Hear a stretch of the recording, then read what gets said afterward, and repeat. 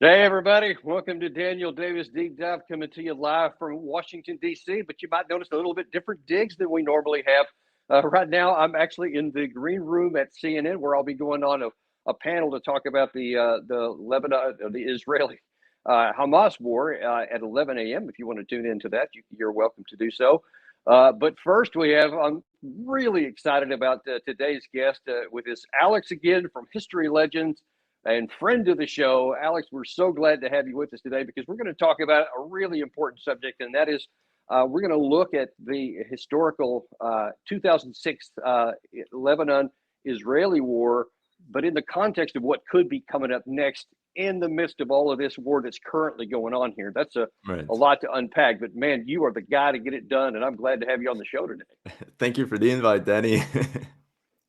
Well, let's just jump right into it because there's a lot of hot stuff going on here. So, as everybody is aware, or probably aware, the war between Israel and Hamas started on October 7th, when there was a heinous terrorist attack into the civilian population in Israel, which just completely enraged the entire population. They then launched a tremendous war with extraordinary firepower, which has been going on for nearly 2 months now, up until a pause a few days ago, where some of the hostages have been released, and that could go on for a number of other days. And Israel is certainly keen to get a lot of their hostages back. Right. I'm pretty sure that once this pause is finished, actually Israel has been very adamant in saying that this is not leading to a ceasefire. There's no intention to ending the war. They will continue to go on, probably even more strongly afterwards than they did before.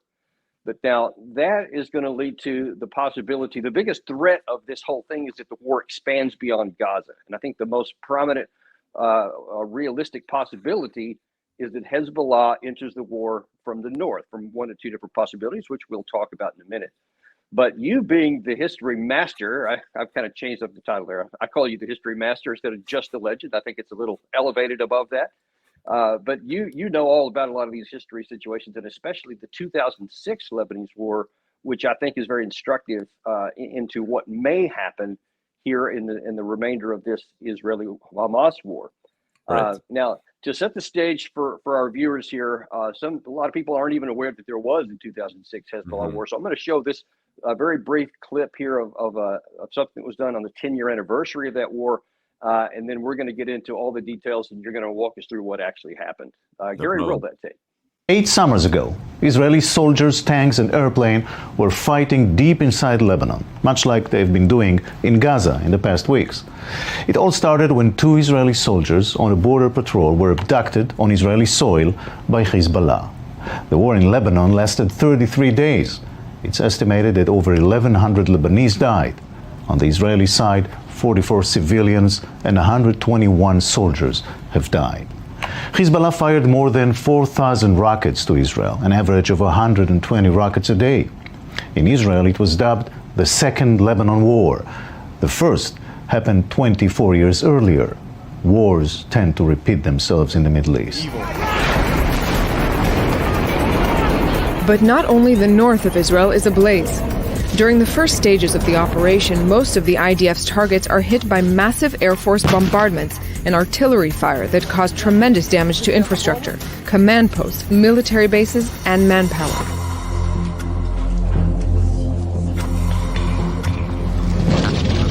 On July 13th, the IDF places a complete sea and air embargo on Lebanon, and IAF fighter planes attack Beirut's international airport, forcing it to close. Some 300 Lebanese and 600 Hezbollah fighters are killed. In Beirut, the Dakhia neighborhood, a Hezbollah stronghold, is transformed into a sea of ruins and becomes, in the eyes of the Lebanese people, a symbol of Israeli aggression.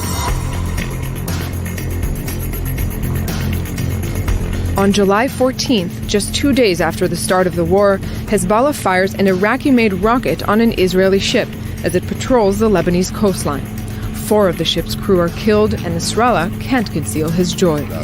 التي وعدتكم بها سوف تبدأ من الآن في عرض البحر في مقابل بيروت الباوجة الحربية العسكرية الإسرائيلية.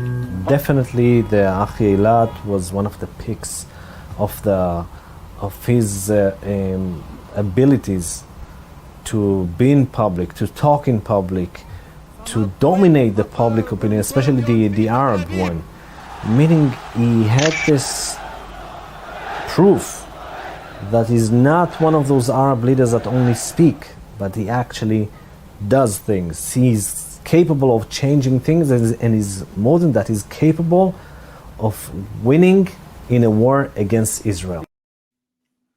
Now, a couple of things there I want to point out before we get into the actual, tactics of what happened.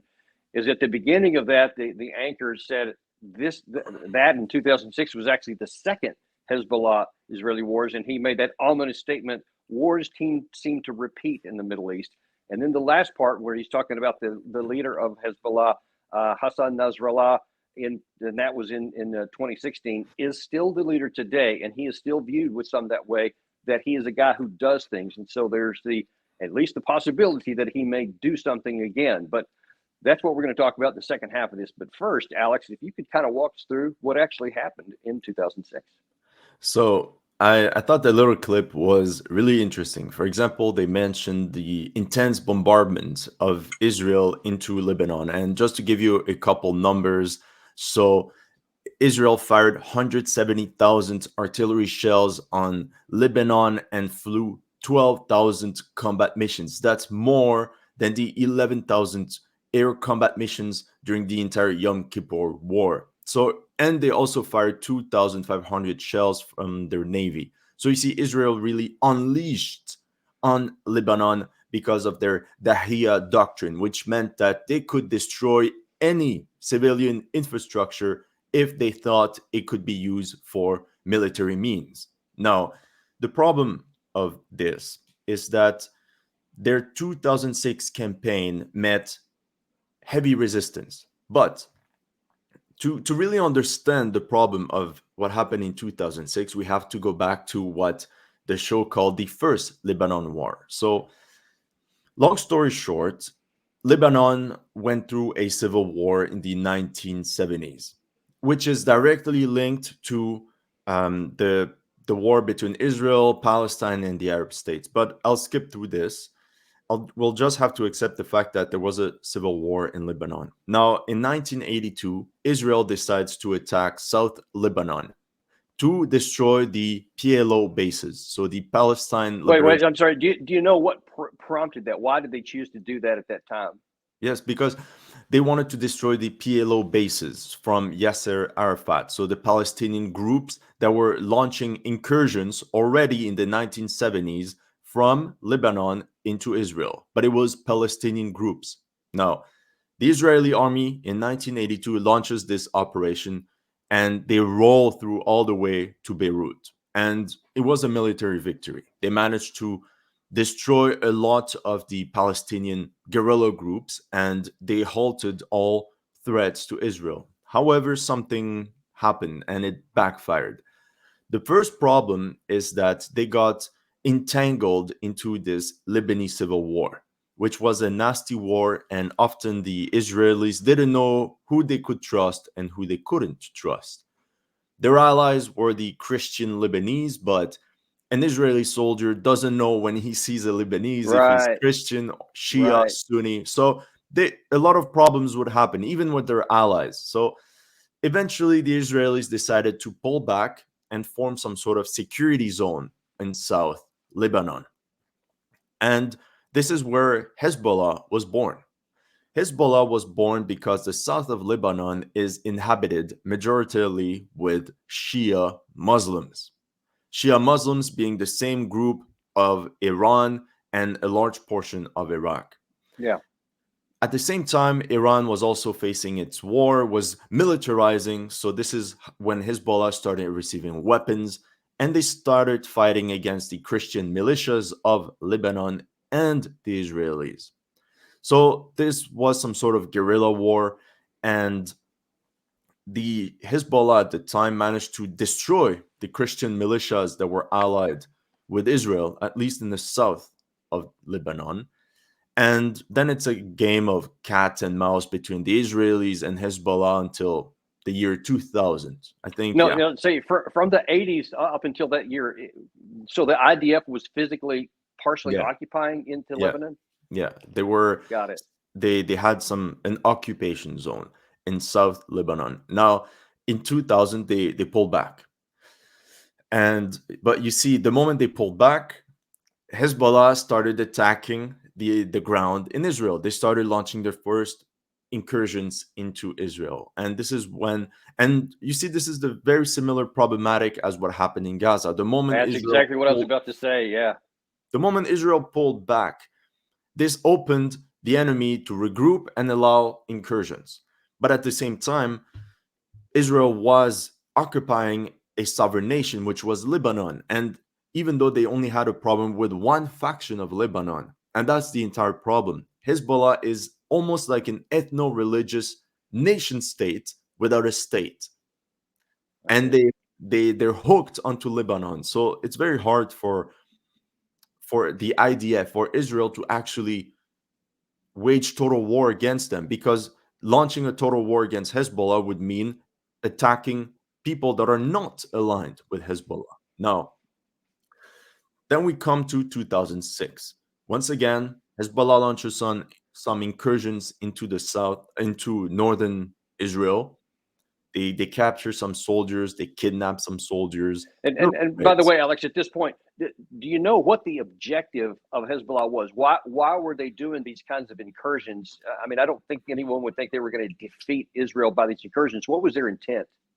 Well, we don't know what's their intent for sure, but we can come up with some hypotheses. So number one is that since it's an ethno-religious group, militia, they need constant war to legitimize their power on the Shia Muslims of Lebanon. The moment war ends, people will think about other things and might want a new leader. So I might want to have peace, I guess. That'd be crazy. So the fact that there's always war means that Nasrallah is the only legitimate leader, and he has to show some success every now and then to consolidate his power. Now, at this moment, Israel decides to attack the south of Lebanon in revenge. The problem is that the Lebanon of 2006 is not the Lebanon of the 1980s that Israel remembered. For example, in 1980, Lebanon had 3 million inhabitants. In the year 2006, it's more like 5 to 6 million inhabitants. That means that the entire landscape has doubled in terms of urbanization. There were 2 times more buildings. So, and if you've been to Lebanon, you will see that it's the worst place to attack. You have mountains, hills. So hills lead to very deep mountains. You have valleys, you have rivers, you have bottlenecks with bridges, and you have extensive urban layouts everywhere. You have buildings everywhere and forests. It's the worst. Now, Israel attacked. Can you show map number 1? Yeah. So that was the layout of Hezbollah's defenses. You see that there's multiple sectors, but above all, you see that it was a defense in depth. Yeah. And you see that there were a lot of minefields coupled with entire logistic accesses, positions where Hezbollah fighters can pull back in good order, set up ambushes. There were tunnels, bunkers, a real fortress. And it was from what I see, 20 to 25 kilometers in depth. Can you imagine? Yeah. And they can always pull back even more. Like they have they don't have infinite way to retreat, but they have a lot of possibility. Yeah, I mean, yeah, certainly, yeah, probably hundreds of kilometers, or at least quite a bit of space. Yeah, you can see that from north of that map there. Now, the thing is, Hezbollah, the Shia Muslims of Lebanon represent 30% of the population, 1.8 million people. That means that Hezbollah can easily replace its losses.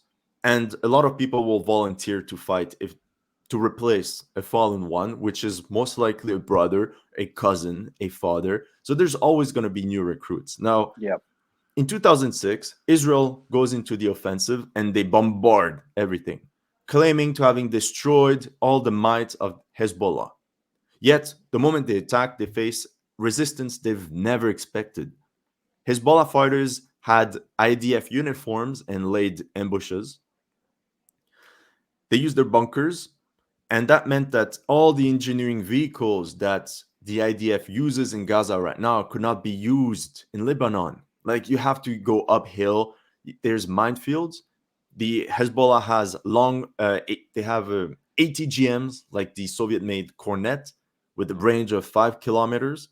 How can you possibly see those if you have them firing from a little mountaintop somewhere? It's impossible. You know, Alex, I was a second in command of an armored cav squadron in 2007 in Right. Germany, the first squadron, first cav of First Armored Division, and we would study this war because it was quite fresh at that time, and we were looking at the implications for armor and many of the things you just talked about firing with ATGMs down from the sides of mountaintops, that the tank turrets in some cases couldn't elevate their gun tubes up high enough to even get to it, so they would be able to get to them. And it took this asymmetrical thing to a new level that Israel didn't seem to be prepared for.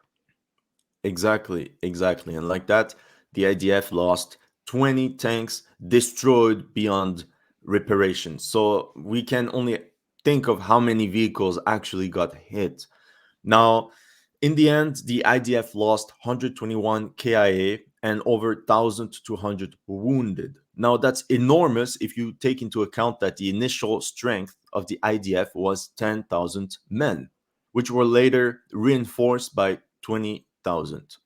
So the losses for the first Israeli troops were extensive. They've never met so much resistance. They were only used to Palestinians that are fighting, let's say, with diminished means and always encircled. Now they were facing troops that could pull back in good order from one bunker, from one fortified hill to another. Then it was like what the Allies faced in Italy during World War II, a never-ending battle from one hill to another. And eventually, the Israelis, they understood this. They were like, Israel's problem is they can't take too much casualties, especially when their country is not at a real threat. So after 120 killed, they decided to pull back. Now, can we see the second map? Here we can see the total advance of the Israeli army. And as you can see, it's not further than 5 kilometers into the Hezbollah defenses. They barely managed to put a dent in the enemy defenses, and they were stopped by the Litani River in the north. So again, mountains, rivers, bottlenecks, and in the south, well, they were facing one hill after another. And after that, Israel pulled back.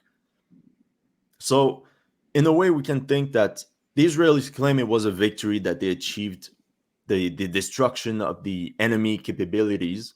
But if we're serious about it, it's completely the opposite. Yeah. You see, I think the map is okay. I think we can move on. But the situation is that, so the war ended in 2006. Israel claimed to have destroyed a lot of positions, whereas Hezbollah said, no, most of the positions you bombed were fake positions, that Hezbollah has changed, like fake rocket positions, fake bunkers.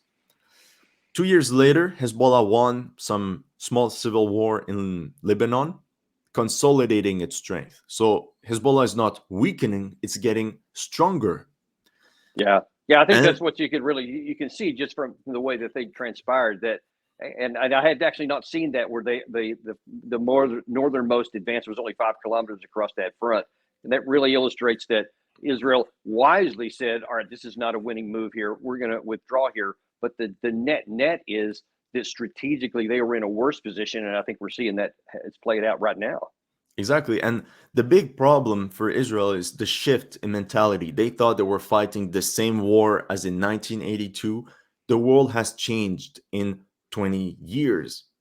The world has changed and the fighting has changed. The Palestinians that were fighting in Lebanon were foreign to the land.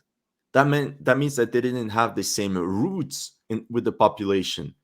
Now they're fighting people that have nowhere else to go. The Shia Muslims from Lebanon live there. Everyone is their ally. So it's fighting guerrilla war, and they would have suffered 10 times more casualties for very little more results. With diminishing returns, they, like you said, they wisely decided to pull back. But the problem is that nowadays, Hezbollah is growing stronger and stronger. For example, sorry, go ahead. it's just that I just wanted to talk about the Syrian civil war. This is where Hezbollah really gained some high level military experience. You know, the Syrian civil war was going very bad for Bashar al-Assad's government. Now, they're allies for a bunch of political reasons with Hezbollah, namely ties because they're all form the Shia axis. Although in Syria, there are different type of Shias.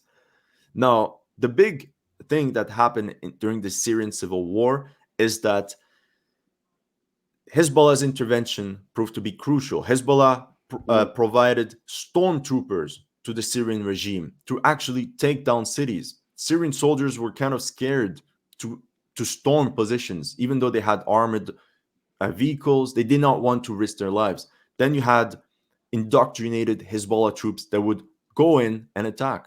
Hezbollah lost almost 2,000 fighters in all the Syrian civil war, 2,000, and it was very bloody. And their first real intervention, where they saved the government of Bashar al-Assad, was in June 2013, where they helped the Syrians at the Battle of Al-Qusayr, which ironically is the same battlefield where the Egyptians and the Hittites fought at Kadesh thousands of years ago. Oh, so man.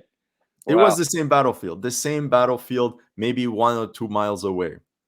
So historic, just like we said, the battles repeat. Battles seem to repeat. But now let me ask you this, Alex. I'm sorry. Yeah, go ahead. And then the Hezbollah also fought in Aleppo. So what Hezbollah did was to destroy all enemy forces between the capital and Lebanon in the mountains, and they expanded their areas of operation. Every region controlled by the Shias. Yeah. Wow. So it's not just that Hezbollah had some real experience in 2006 fighting specifically against the IDF and how their tactics actually proved quite successful against an invading force. But then they added to that. Now, they certainly suffered a lot of casualties at the beginning, like you pointed out. But I'm guessing, and this is more of a question, did they replace those guys? Did they get more experience? And how would you characterize their capacity as a military force today? Yes, so that's where I wanted to go. So very happy you brought this up. So nowadays, in 2011, just before the Syrian civil war, Hezbollah had already doubled its strength since 2006 in 5 years. Nowadays, we're talking about 50,000 fighters, including reserves. So they have fully replaced the losses because they have a huge pool of manpower. But what they gained in Syria was tactical skills in offensive operations. If in 2006 it was being able to defend your land from the enemy, I would say that's easier. Now to go on the offensive in foreign lands, that requires an entire new set. Yes, it does. And Ukraine and Russia have figured out to their loss in some cases.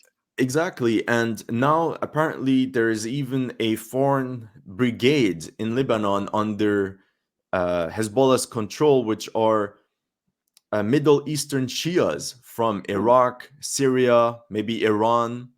So they have 6,000 foreign operatives fighting in Lebanon. So I was not aware of that. So, and the Hezbollah they've been also fighting since October 7th. So they lost 49 soldiers since the start of the war in Gaza. Now, what we have to understand is that Hezbollah has grown to a very lethal military force. They've been able to storm entire cities in Syria. Syria is a country that survived because of their intervention. So Syria feels the need to pay back this help.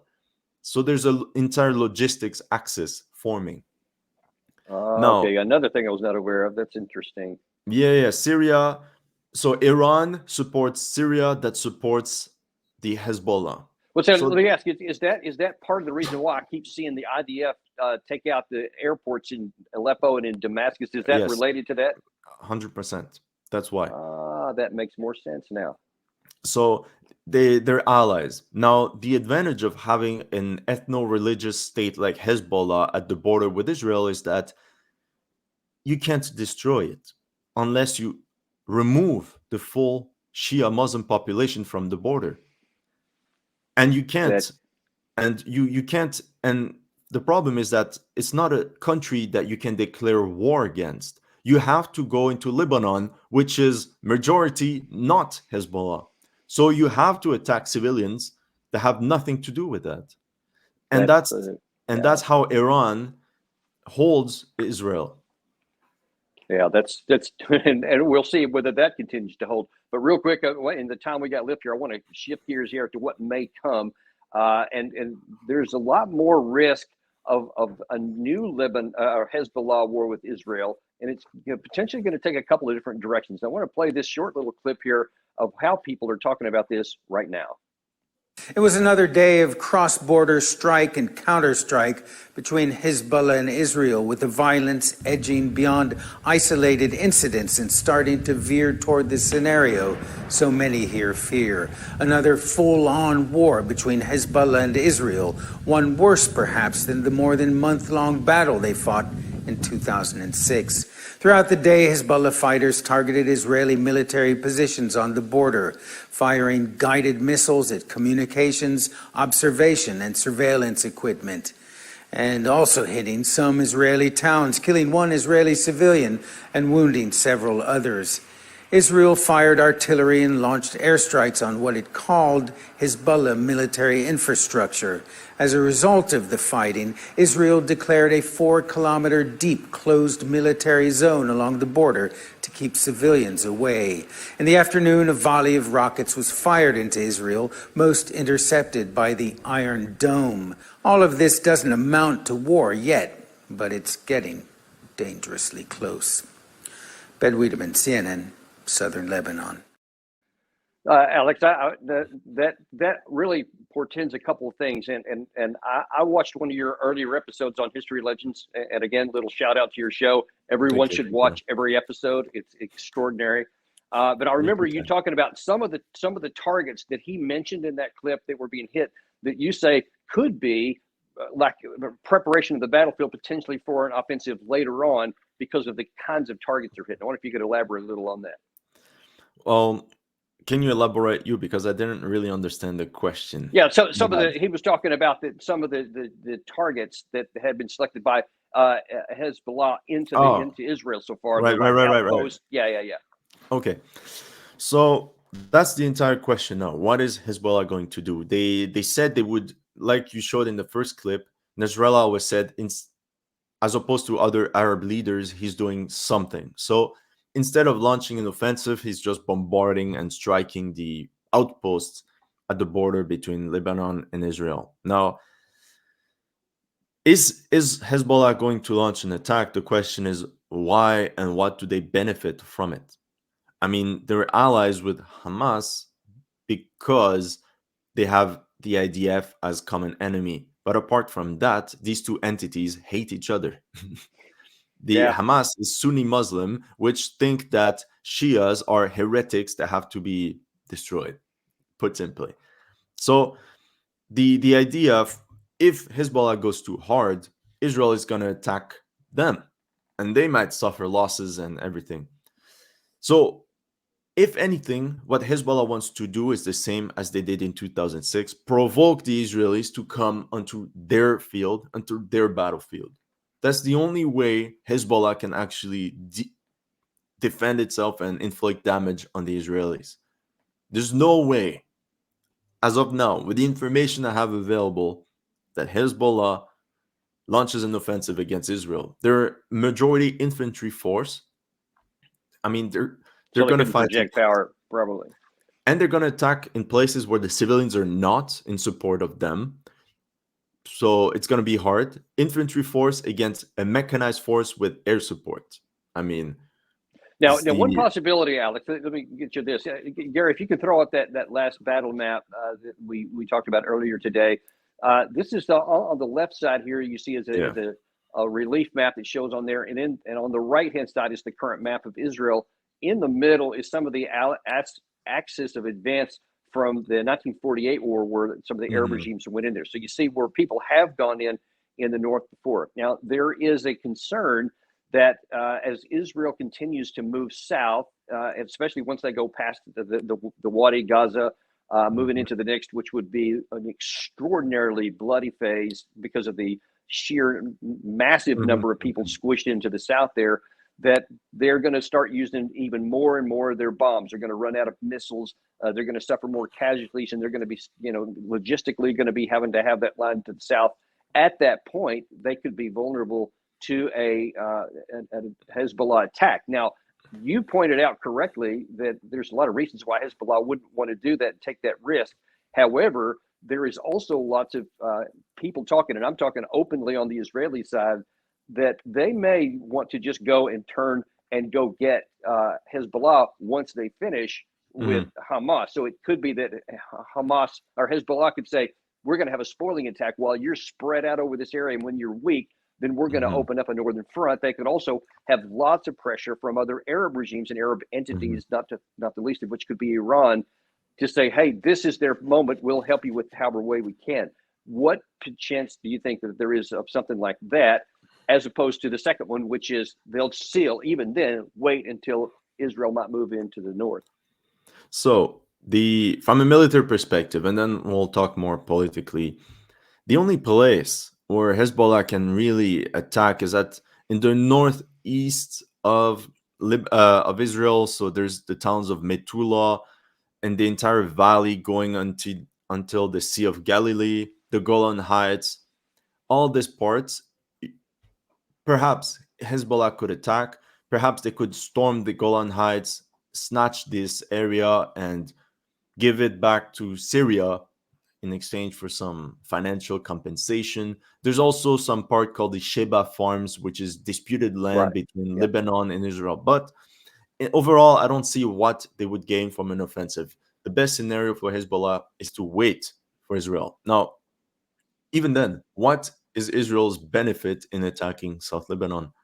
It's going to be very hard, and it all depends how many casualties they're ready to take. Yeah. So some of the commentators on the Israeli side are saying that just like that, this is would potentially be a third war with Hezbollah, and they've already had now 5 with Hamas. They're saying, you know what? Let's just pay the price now, get rid of all of this threat, both in Israel and in the north, once and for all. I know there's a lot talking about that, and they may be tempted to do it.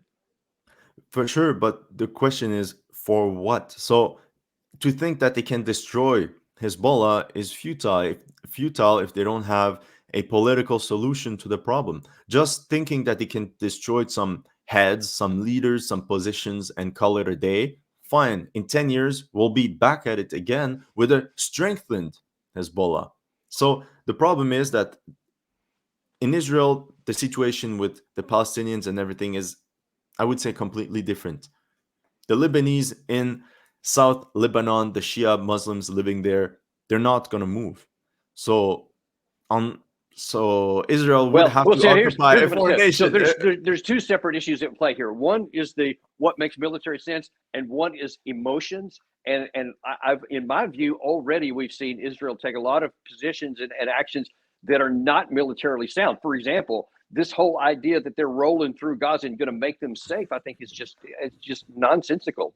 All they're going to do is create more enemies, so it's not going to work. And there is therefore the possibility they could have that same, in my view, flawed mentality to say, and we're going to militarily take care of the problem in the north so that never comes back. And I think, and I agree with you that militarily it doesn't make any sense, because all the things that led to them not succeeding in 2006 are even more so today. And I think so if they did, I think they would be running into an even bigger buzzsaw. But you just can't eliminate the possibility that they take an issue and a decision out of emotions.